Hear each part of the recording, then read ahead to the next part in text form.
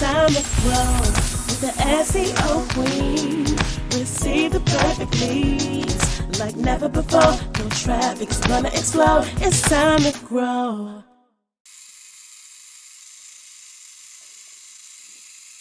Welcome to the SEO Queen Tech Show, a podcast to help you get more credibility, visibility, and profitability through inspiration, technology, and marketing insight.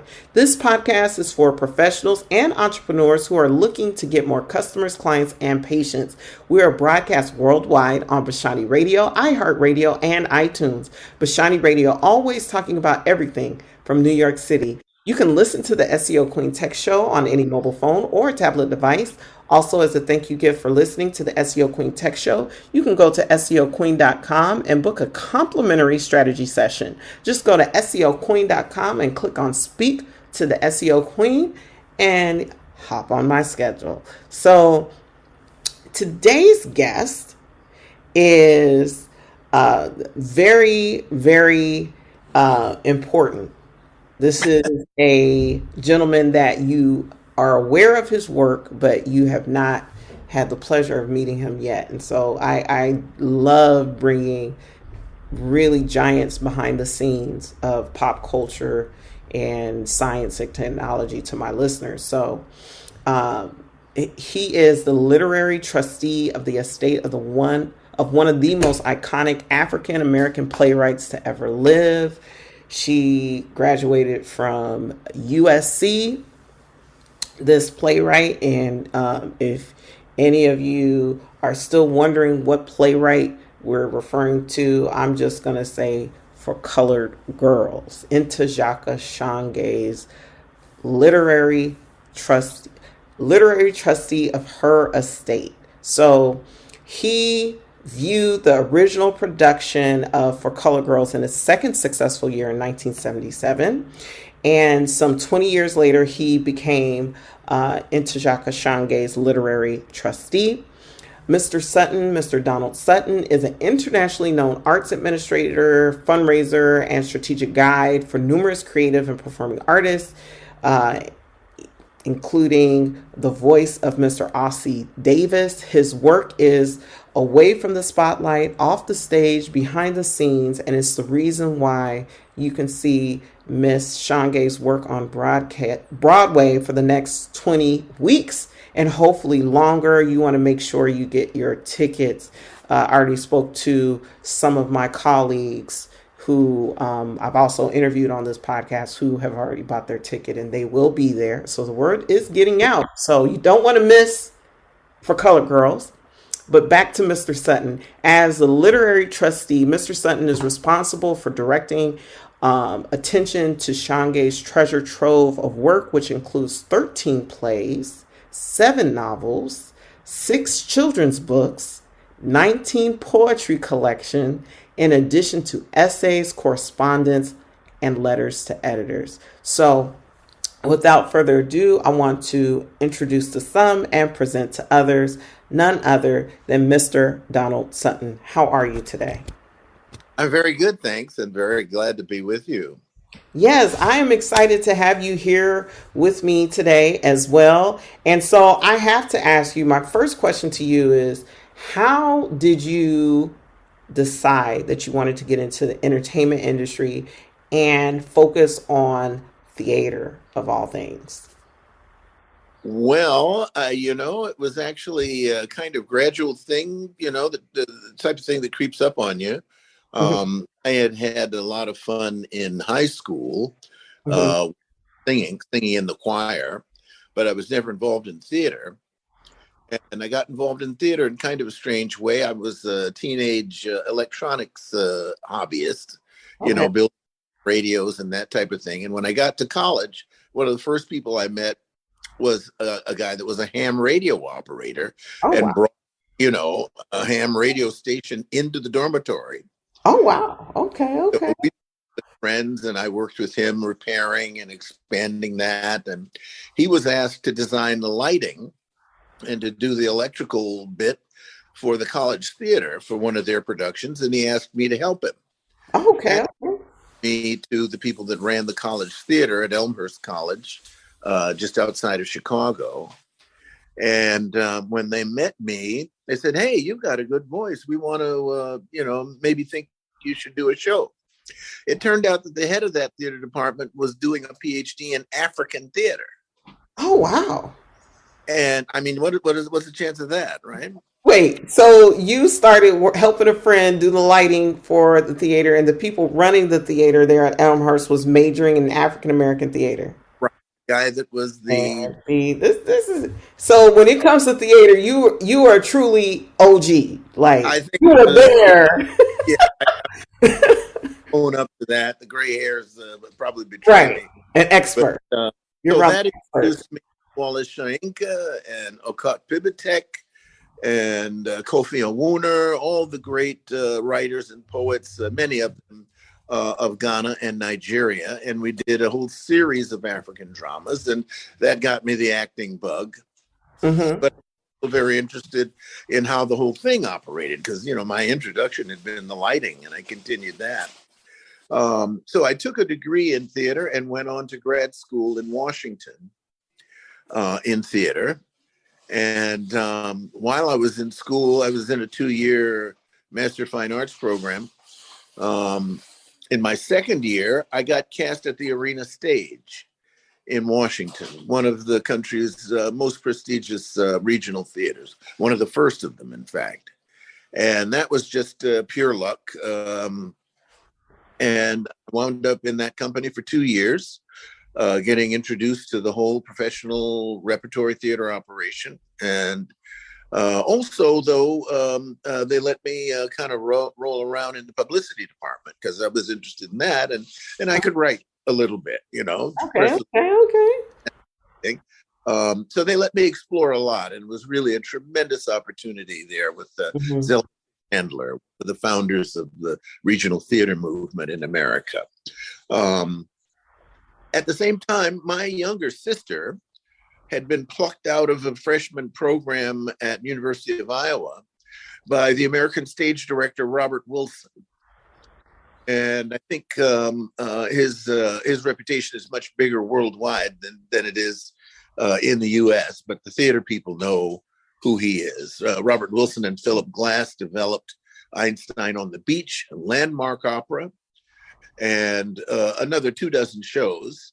She toured with him with a show that went to Paris and was the toast of Paris. So at 20, my younger sister, Cheryl, was an international avant-garde theater figure. And she was performing in La Scala and the Amsterdam Concertgebouw and all of these. Wow. And next thing I knew, I was doing her performance contracts for Met Opera and the Lyric Opera of Chicago and the Paris Opera Ballet and so on. They're just in quick succession. So you're telling me you got into this position by osmosis? Well, that's usually the way people do, because the personal management relationship is so personal. Right. You Right. have to know everything about the person, and you'll find many, many cases that I could name to you of people who are managed by their mother, managed by their sister, by their brother, by their husband. Mm-hmm. That's just how close the relationship is, and it makes it easier. Mm-hmm. Because, of course, management includes what's called the power of attorney. When I make a commitment, the entire Ntozake Shange trust is committed. And that's a lot of trust to put into someone to, hand them responsibility for signing for you, basically. Right. Over the years, I did a number of other things. I was an arts administrator, but managing my sister. And after a few years of that, I'd say by the late 70s, I had come to the attention of Ossie Davis. And he asked me to do some work for him. I basically pitched him on promoting his voice as a separate option, as a separate talent component. Right. Of course, he had a film agent, theater agent. He had a major personal appearance speaking agent, but he didn't have anybody promoting that Ossie Davis voice. And you may remember that. And we were immediately successful with that. We went into, we put Ossie into 4 Ken Burns television documentaries, Jefferson, jazz, the West, and baseball. All of those are partly narrated by Ossie Davis. And those were all tracks that I was involved in. And I added to that Savion Glover, the young tap dancer. Yeah, Savion. Yeah. Savion, love him. Beautiful, beautiful guy. And I went on from there to start working with writers. And I'd say maybe 30 years ago, I signed Lawrence Holder, who is an African-American playwright and the author of about 50 plays. Most of them have been produced by Woody King in New York, and award-winning, but also internationally. And Paul Carter Harrison, whom we just lost, the author of The Great McDaddy, which was the Negro Ensemble Company's first commercial hit off Broadway, but running for a long time. And through personal friends,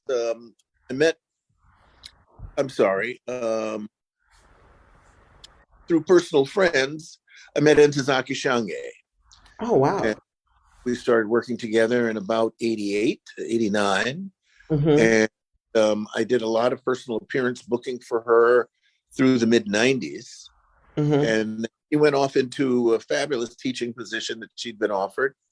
And I went off into building museums. Oh, wow. Yeah, as a fundraiser, I've raised the money that built the Studio Museum in Harlem that's being replaced now. And the Charles Wright Museum of African American History in Detroit. Wait. Hold up. Stop. So I've been to the Charles Wright African American History Museum. Okay. On multiple occasions. Well, you like it. Yeah. I think it's It's gorgeous. Just a year ago, but it was opened and the construction completed as the result of a fundraising campaign that I directed and that I worked with. It's a small world. It really is a small world. I guess so. And I think that took about 2 years To raise the funds. Yes, it was the main thing happening in Detroit at that point. Yeah, and which had a sense of that it was coming back, but the only thing that was actually happening was the development of the museum. And we actually generated about $25 million in 2 years for the construction of that facility and to open it in 95 to 97. I returned to New York to work for the then American Craft Museum as a senior president for development and public affairs. And we were able to put together the package that is currently the Museum of Arts and Design on Columbus Circle in Manhattan. And although I was not there through the entire process, that was ultimately was a $50 million campaign.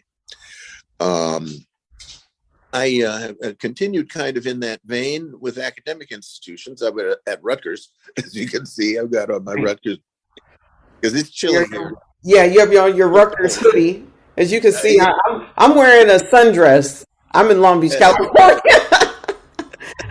But of course, all this time I was managing talent. I was working with my sister. I was working with Lawrence, Paul Harrison, and doing their contracts kind of on the side. I kept, my company going. And when I decided to leave Rutgers in 2015, I was looking around for things to do. I was basically semi-retired and attended an event that honored Ntozake Shange's brother, whom I'd also known for many years. Departed a major state position that he was in for quite a while. And Ntozake and her sister Bisa and her sister Ifa were there supporting their brother, Paul. And Ntozake and I got to talking, and it turned out she was in a very similar situation to what she'd been in when I met her. Tax people all over her and that type of thing. And we were able to unscramble a lot of that and get her back on a firm footing. And that began my work with her on getting Colored Girls back on Broadway. That was our first priority from the beginning of our conversation. was to first get For Colored Girls. Well, actually, it was first to get the rights back because she didn't control the rights at that point. Mm-hmm. We spent another year convincing the public theater that this show, For Colored Girls, would consider Suicide When the Rainbow Is Enough, play to a contemporary audience. And once they came on board, maybe it was probably 2017 by then, and Ntozake was over the moon with that. She knew that if we got a public theater production, that would be a springboard to Broadway, and we'd have the show back on big stage. Right. And I'm very grateful for that, because that year of 2018 actually, 17 to 18, proved to be the year of Zaki's life. Yeah. He passed away very suddenly at the end of 2018. The system process we had set up involved the automatic establishment of a trust upon her death. I am literary trustee, and her Paul Williams Jr. is executor of the estate. And Paul Williams Jr., who is that? Ntozake's brother. Okay. That's what I thought I heard you say. Okay. He had been a prominent Wall Street lawyer. Okay. And, was president of the New York State Dormitory Authority for many years, 6 or 8 years. A very, very strong legal background and financial background. And with me doing the theater stuff of dealing with the producers and dealing with distribution and copyrights and all of that stuff, turned out, I think, to be a pretty effective team. Suffice to say that by the middle of last year, actually by the middle of 19, we had the public to open at the public and run in a fairly small house, which we did in 2019, sold that house out for 9 weeks and attracted the support and professional experience of Nell Nugent and Ron Simons, the two lead producers for the Broadway show. So that, in a nutshell, is how I got to where we are. We opened on April 20th. This has been just about the best reviewed show of any this season. Superlative reviews, ecstatic gushing, really, from all the critics. It's a beautiful production. It's stunning. I've seen the pictures, and I hope I can. I don't know if it's sold out yet, but I want to come to New York and watch it. Well, it's not sold out. There are tickets available, and we'd love for you to come in if you're in New York at all in the next few months, I hope. To see the show, because it really is an experience. It's a completely different experience. Right. The earlier shows, I saw the original, and of course I've seen 8 or 12 productions since then, traveling with Ntozake. But this one is completely different. Ntozake developed a concept of what she called the choreo poem. That is tell our listeners about the choreo poem. Well, actually, it's not a play in the sense that you meet these different characters and watch their development through a series of crises and falling in love, maybe going to war, whatever. The choreo poem is a series of monologues. It's spoken word poetry, basically, from the early 70s, the type of thing that Ntozake was doing, and Sonia Sanchez and the Latin poets. Right. With a musical accompaniment. And then it's staged with a great deal of dance. And there's never been as much dance as there has been in this production. Our Camille A. Brown is a celebrated choreographer, one of the top up-and-coming theatrical talents, I think, in the country. Who won great acclaim for her production of Fire Shut Up in My Bones at Alton Opera last fall. It was the first by an African-American composer in the Met Opera's history, written by Terence Blanchard. Oh, we love Terence Blanchard's music. Yes. Yes, if you Love see, Terrence Blanchard's music. Oh my goodness. Dance with Terrence Blanchard, you know you have a hit. yeah, and it was a hit. It is really a landmark production. And Camille, in fact, brought Step to the Met stage. What? Second act of Fire What? Shut Up opened with an elaborate and complex and really brilliantly executed step sequence by the Alpha. What was it? The Kappa. Alpha Phi Alpha? The Right. fraternity? The Alpha Phi Alpha? Alpha Phi Alpha? role in the main characters. So she actually had in her production like legit fraternity members to do the no, steps. answer. I would imagine that some of them are alphas. Uh-huh. Because they're everywhere. They're pretty pervasive. Yeah. But these are all professional dancers. These are people, performing on the stage of the Met Opera and a lot of Broadway experience and whatnot. And what she's able to do with people who have been training in dance for 8, 10, 12, 15 years was just remarkable. I don't think you've ever seen, a fraternity step of this kind of. Now, what was the name of that production again? That opera is Fire Shut Up in My Bones. Okay, I'm gonna have to see if I can find some YouTube clips of that. But I wanted to ask you about Camille A. Brown. So, how did it come about that she, like, once you and Ntozake Shange were able to get, public theater in 2000? You said 2017 to start. The For Color Girls production. How did you get Camille involved in the staging and directing? Well, that's actually an interesting story. Probably in about 2015, before I had actually picked up Zaki's management, her sister, Ifa Baeza, who has been her collaborator and is a noted poet and playwright in her own right, took her to the Kennedy Center to see Camille Brown dancers, and very excited about what they did. I had seen the company just about that same time, and was very excited at what they were doing, what Camille is doing to combine characteristic African American movement, the kind of gesture and movement that you see on the streets of our cities, with a certain amount of ballet and a certain amount of very sophisticated jazz dance. And she's developed a new style around combining all of those. Right. And they're quite evident in the production of Colored Girls.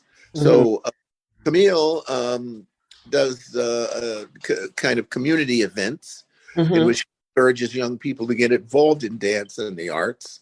Right. And she invited us to one of those, and in New York, and I brought Ntozake to see that, and she was convinced at that point that Camille was the person to choreograph this show. So when we went to, we were talking to the public at that time, and when we got a green light, one of our issues and one of our conditions was that Camille Brown was the choreographer, and it proved to be quite prescient.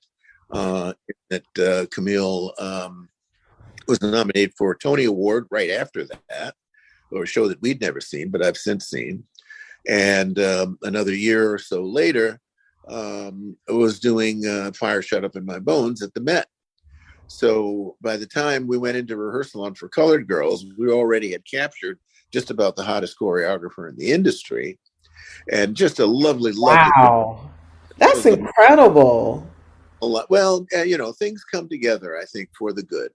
Right. And so we already had Camille under contract, and we were very happy about that, because she's fielding offers from every direction at this point.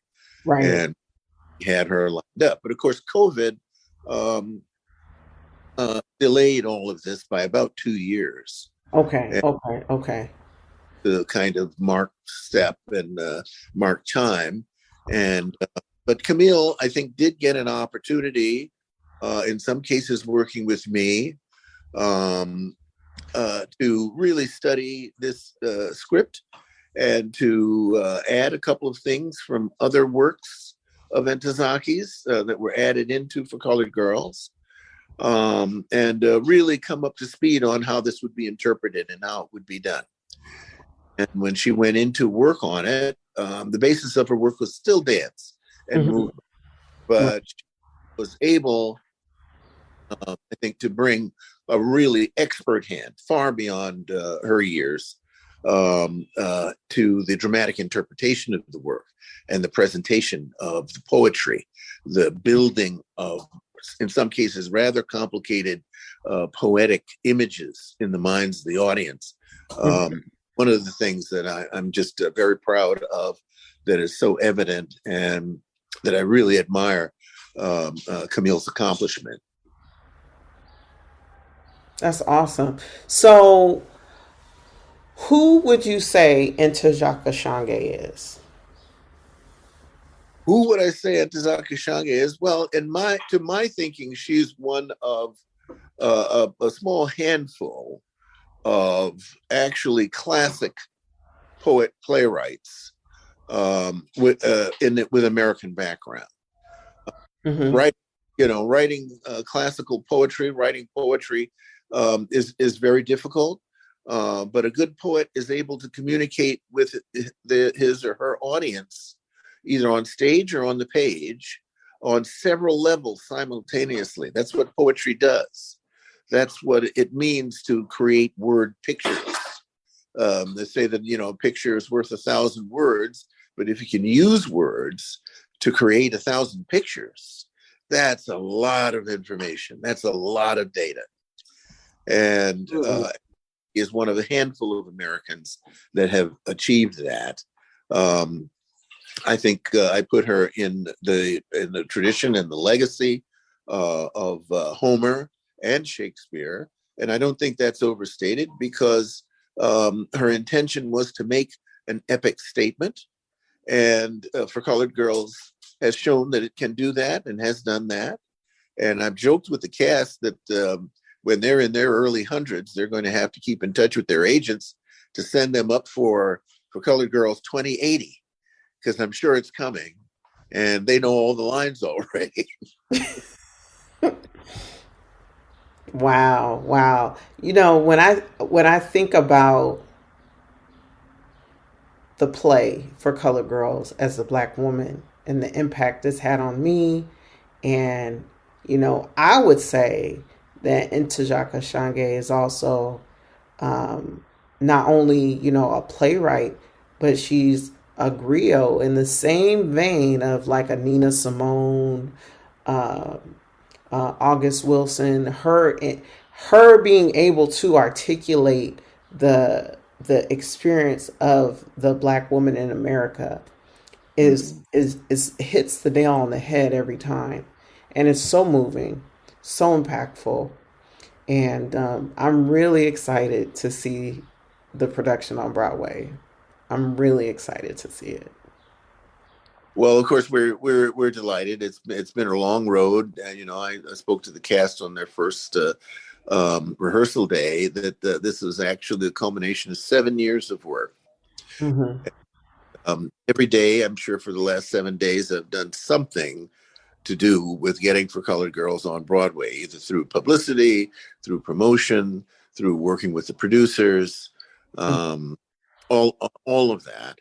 And of course, the public theater production, which ran October, November, and December of 2019, one of the culminations. But that, of course, was brilliantly done and choreographed in that case by Camille Brown,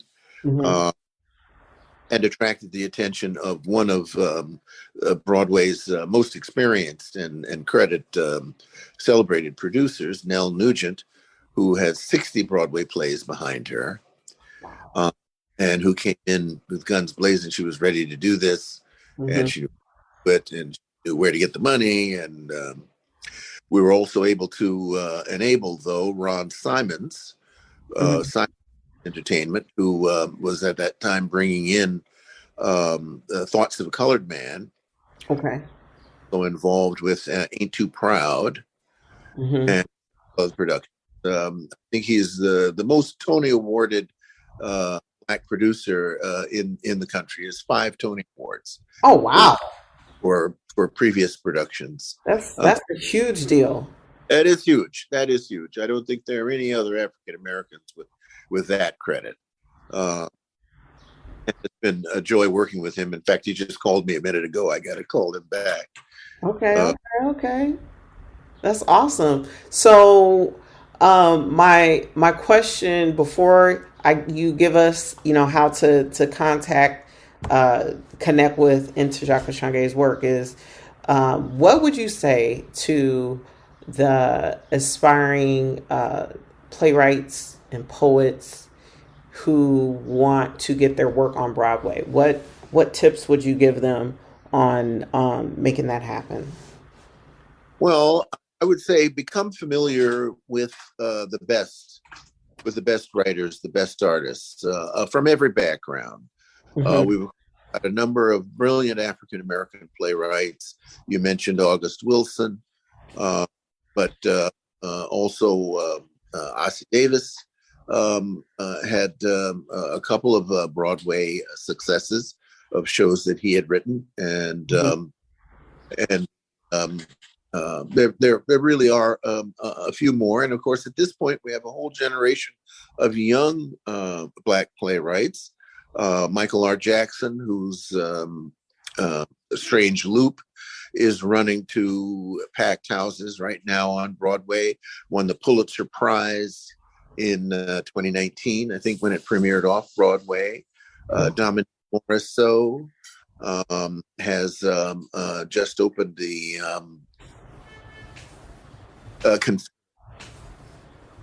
off Broadway. Say that one more time. Dominique Morisseau has Confederates. Okay. Title of the play running off Broadway. Lynn Nottage has got several hits running. I believe that she did Michael Jackson, the MJ, the Michael Jackson musical. Mm-hmm. Suzanne Laurie Parks, first successes on Broadway. So we have a whole generation of young 30-something and early 40s African American playwrights, all of whom consider themselves as coming along in the footsteps of Ntozake Shange. They've all told her that. They've all told me that. Right. Reading For Colored Girls or seeing a production of For Colored Girls inspired them to take up playwriting as a profession. So I think that's the main thing, is to become familiar with the best. Right. Also read and see the Arthur Miller and the great American playwrights. There's a lot to be learned. The Crucible and those other plays, yeah. Absolutely, from the construction of Long Day's Journey into Night. Angry Men. Exactly. Clifford Odets. Mm-hmm. There are a number of playwrights that are in that category, I feel, whose work is ageless, and 100 or 150 years from now will still be being performed, and will still be teaching audiences the kind of moral lessons that we learn in the theater.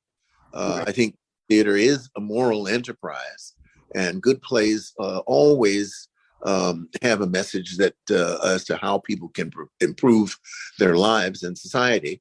And I'm just very proud to be a part of assisting that part of Ntozake Shange's legacy, which I'm sure is aimless and will continue far beyond any of us. Mm-hmm.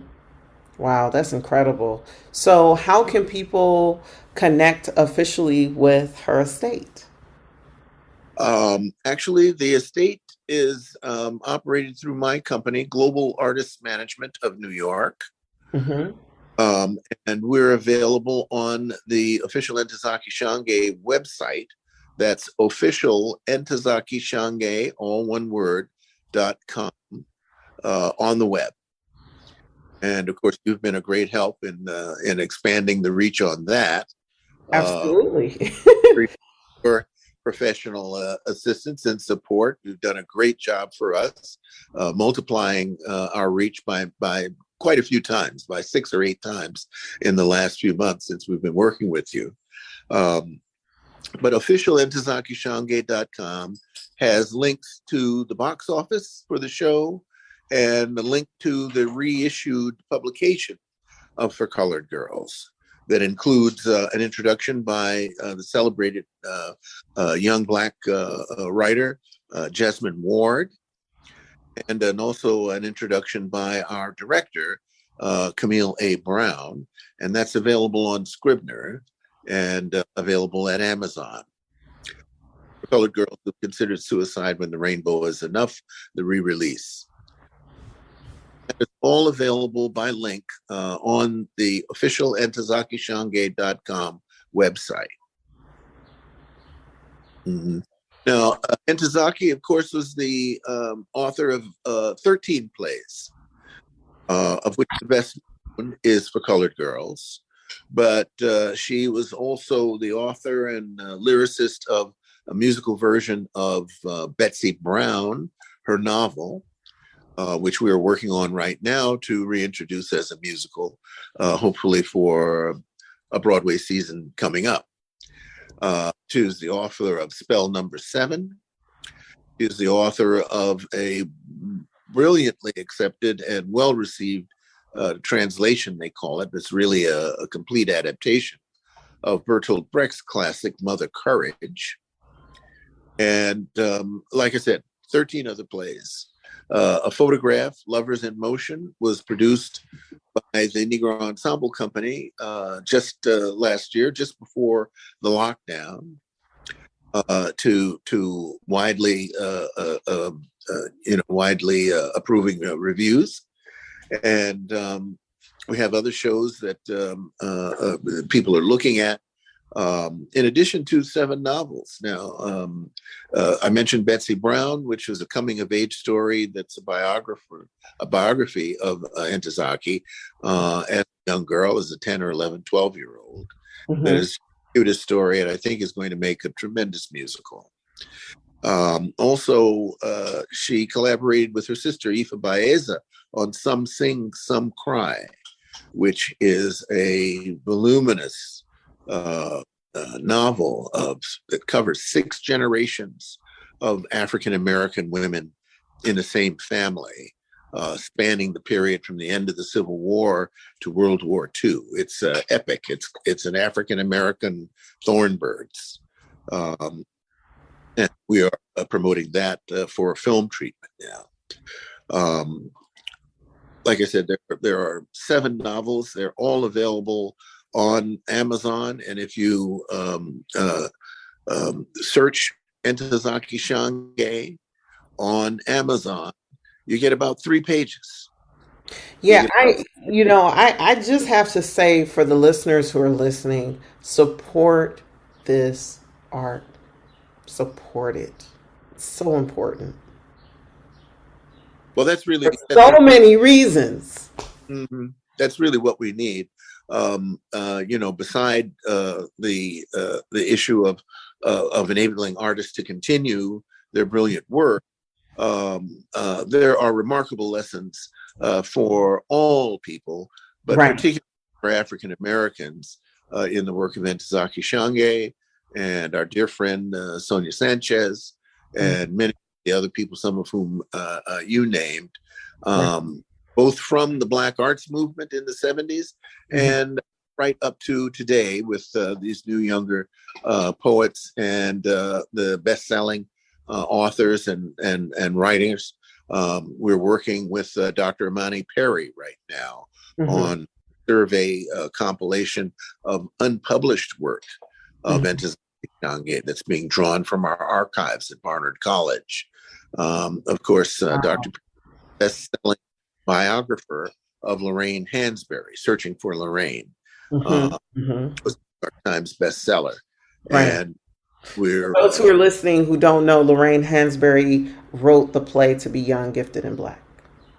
Yes, and A Raisin in the Sun.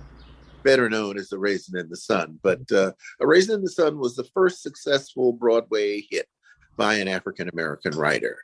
The second was For Colored Girls by Ntozake Shange, which ran a year longer than A Raisin in the Sun.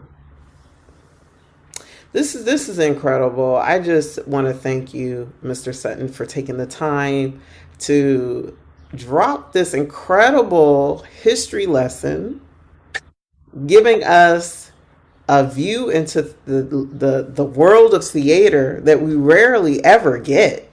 You know, behind the scenes, how productions come together for Broadway. This has been incredible. Thank you so much for coming on the SEO Queen Tech Show. I wanted to answer your question a little more directly as to what young writers should be thinking of in preparing for a career on Broadway. And it's really, I can do it in a nutshell. It's keep at it, don't quit, and read everything you can get in your hands on. I think those three are really consistent through the work and the lives and the habits of every successful playwright and writer that I've worked with. They've all read an enormous amount of stuff from every cultural background, and particularly Americana. And they've all stuck to it through years and years. Michael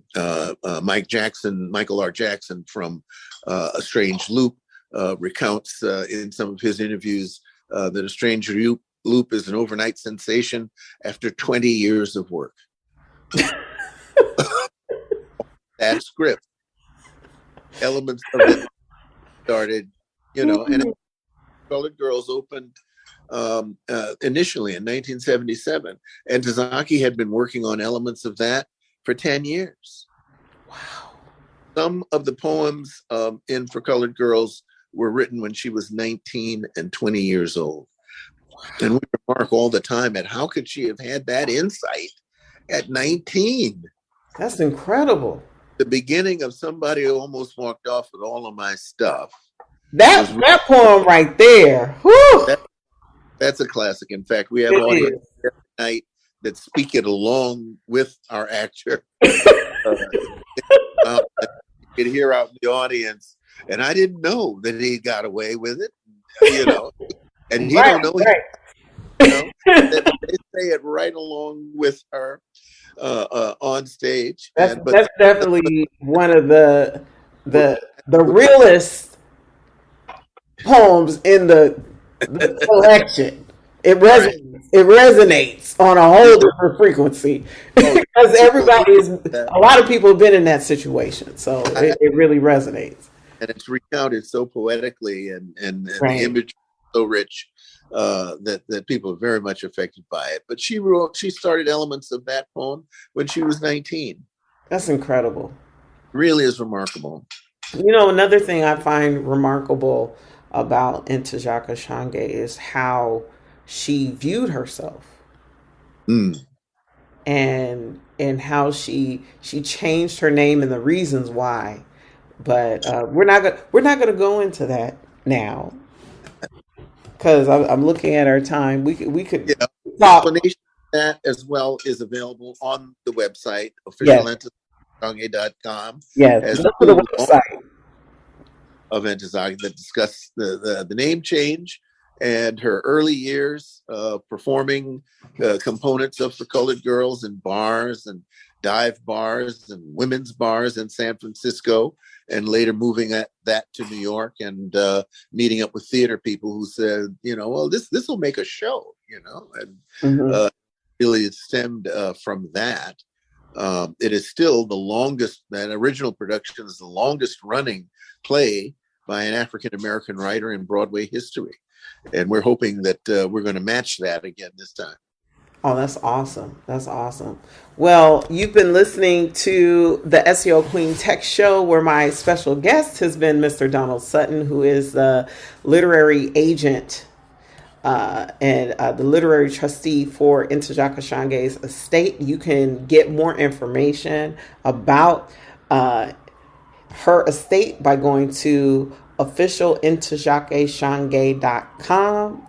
And if you look at the graphic for this podcast episode, the URL is there as well. You can listen to the SEO Queen Tech Show on any mobile phone or tablet device through the Bashani Radio app. And we're also on iTunes, iHeartRadio, and many other platforms. So I want to thank you again for listening, and you can always connect with me, the SEO Queen. I want to make sure you heard what Mr. Donald Sutton said. He said that the SEO Queen amplified their reach 6 to 8 times. If you want to know how we can do that for you, just go to SEOqueen.com and click on Speak to the SEO Queen to book your strategy session today. But again, I just want to say thank you so much, and until next time. Thank you very much, G. It's been a real pleasure.